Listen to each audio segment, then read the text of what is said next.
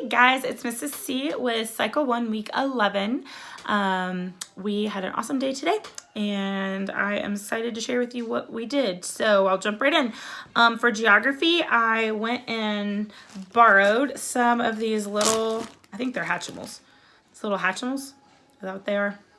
I think they are, from my daughter. She has quite a few of them, and as I was cleaning them up one day, I realized, oh, those would work well for geography. So they're really teeny tiny. They work really well on the map, especially since most of our locations were spread apart enough that it didn't matter if they were kind of covering up some things. So we used these little Hatchimals. I gave everybody one, and we just moved them from location to location. I think I've said before with the little ones, I like to start kind of in one area of the map and either work left to right or right to left, up to down. I don't like going back and forth with them because it's just too hard for them to try to find all the dots. So I started in Rome and then went from Rome to Athens to Ephesus to Constantinople, then to Antioch. And if you were like me and looking at your map as you're prepping and you cannot figure out where Antioch is because you thought you knew where it was, but there's not a dot there, it's down in the blown up square part. It took me a while to figure that out. So I did take a moment to talk to my kids about how that area is where it is on the map, and that's where Antioch is. But to find the dot, we have to look at it because it's so small.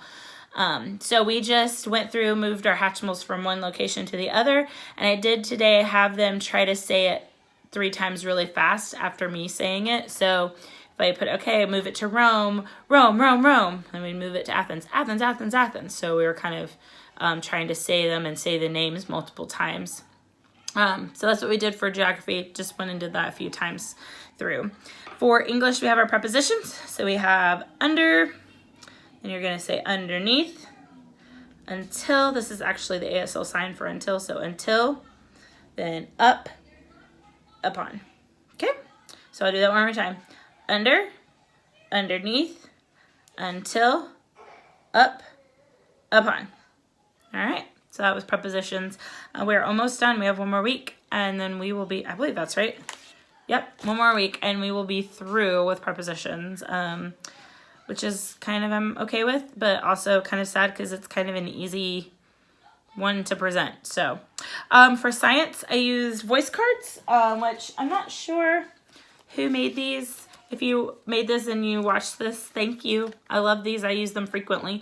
So I let all the kids pick one of the cards, and then I just went around the table and grabbed their card, and we did it in whatever voice it was. We had some fun ones today. We hadn't done pirate voice. We hadn't done before. We did hula words, which you like hula while you do it. And I kind of sang the song Aloha. Is it Aloha Oi? Is that the song? I ended up singing it to the tune of that. It actually worked really well to that tune. So if you want a song, you should try that one. It worked. And we did, let's see, what was the other one we did that was fun? Oh, volcano. They always love doing volcano. And we did jumping jacks, opera singer. That was a fun one. So we just said the list through of the parts of a flower, doing the cards. For Latin, we did duck, duck, goose today. So for duck, duck, goose, I joked that I need to find a Latin way to say that, but we looked up the Latin for goose today, and it is not feasible for saying.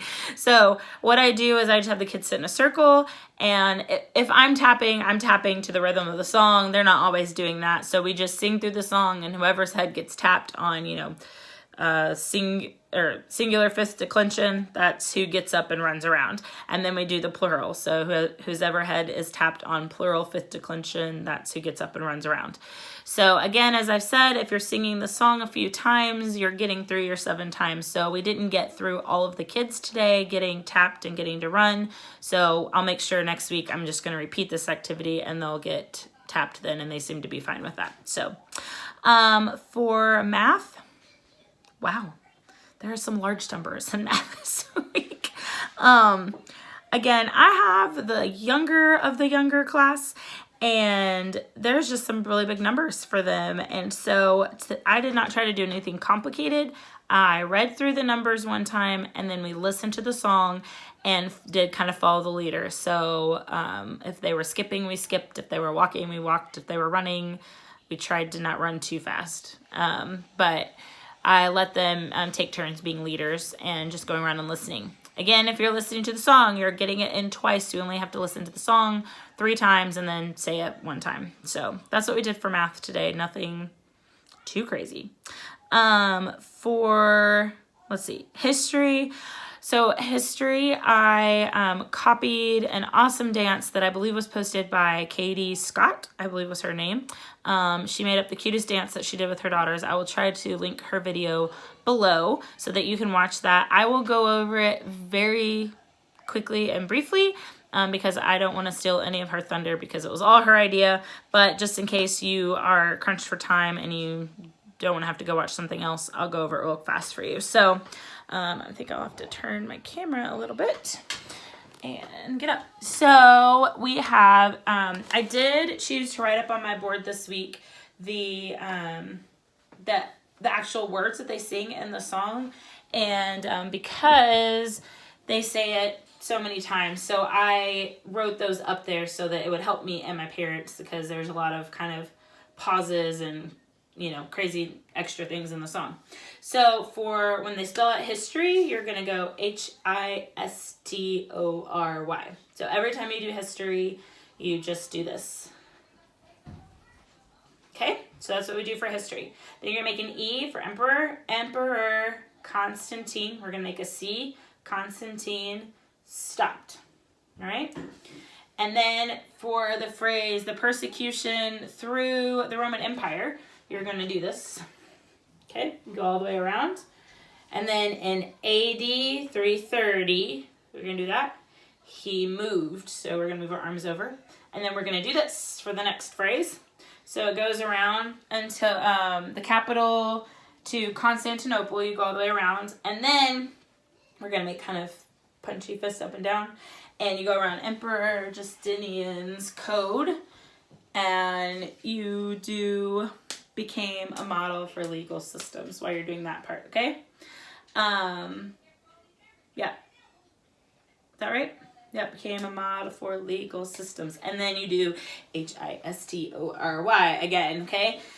Then we have the Byzantine Empire. So the Byzantine Empire lasted. You're going to jump up and throw your arms up. And then you go until, because that's what it does in the song. And then you're going to act like you've got somebody captured. So you're pulling the rope in. And then when you sing Constantinople, you go around like this, like you're lassoing and throw your lasso out, pull it in, and then in 1453. Okay?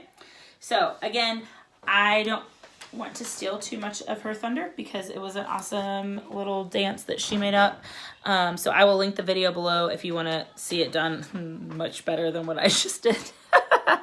So for timeline, we have Norman Conquests. So just like all of our other conquerors, we're going to take our right hand with a fist, left with a fist, and it's going to bring down, you're conquering.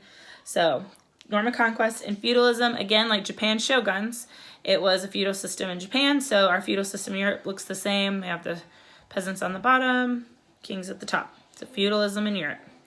Then we're going to have the Crusades. So we're going to make a cross with our fingers. And we're going to bring it forward because they were going to take back the Holy Land. Zimbabwe actually means a wall. So we're going to take our hands. You're going to make like you would a B on each hand, but have them facing you. And then you're going to make a wall around yourself. So Zimbabwe. And then early Mali, we're going to make an M, which is 3 fingers over your thumb for Mali. And Mali was the leader in gold trade. So we're going to make the sign for gold. So Zimbabwe, early Mali, and Africa. Aztecs of Mesoamerica were famous for their pyramids, so we're going to use our fingers to draw a pyramid for Aztecs. Aztecs of Mesoamerica. Francis of Assisi, I cannot say that unless I'm singing it. So you know what it is, and I know you know what it is. So I'm not going to try to say it again. Francis, we're going to do an F. So it looks like an OK sign, your F does. So Francis. And then for Thomas of Aquinas, we're going to do 1 finger over our thumb. That's the sign for a T, so T. So F for Francis, T for Thomas, okay? Then we have Japan's shoguns, and just like we did last week, we're going to pull out our swords. So from our left hip, which you can't see, sorry. You're gonna hold on to your left hip and you're gonna pull your sword out, okay, with your right hand. That's Japan's shoguns. And then Incas of South America, they were famous for their, not famous, I almost said for their pyramids. That's the Aztecs. They lived in the mountains, which you'll see a mountain on the timeline card. So we're gonna make a mountain. If you watch the full timeline video with the lady in black who's kind of singing along with it, she does several mountains like this for Incas. You can do that. The lady in blue who explains the motions, she suggests making a mountain and then pretending like you're climbing the mountain because there's a little bit more music there. So you can do either one. I taught the kids mountain and then climbing because it's a fun motion to do. So that is all for new grammar. Really quickly, for 10 whistle this week, I made another paper that looked like this. And it covered all of the things that we were covering today. I had pre-written in the letters, and if you look closely, you can see I let them then draw in the notes for the letters. That took up a little bit of time, and then we talked about sharps and how they're really pointy looking. They look really sharp if you were to touch the points. And flats are like a B that the air started to go out of it, so it's getting flat, like a flat tire. So that's how I remember the difference between sharps and flats. And they got a bonus word today, which was octave, and we talked about a scale. If you play from E to E, you have played an octave, and that's also how you play a scale. You go all the way up from E to E, or on our tin whistles from D to D, and then go back down. Then we looked at, I don't know if I have one, but our director has provided, oh, it is in here, this printout from our guide for all the kids. So all the kids looked at this and we went through and talked about what note are we starting on. We talked about the notes and we pointed out where the sharps were in our things. And we talked about how, like, that you play less notes. The more holes you have covered up, the lower the note is going to be. The less holes you have covered up, the higher the note is going to be. And then we talked about this one that you have to blow really hard. We didn't really try to play any of that because, again, their little fingers can barely cover one hole, but we did talk about it. So anyway, that's what we did for today, guys. I hope you have an awesome week. We'll be back next week with week 12, and then I hope everyone has an awesome break. All right, guys, I will talk to you next week. Bye.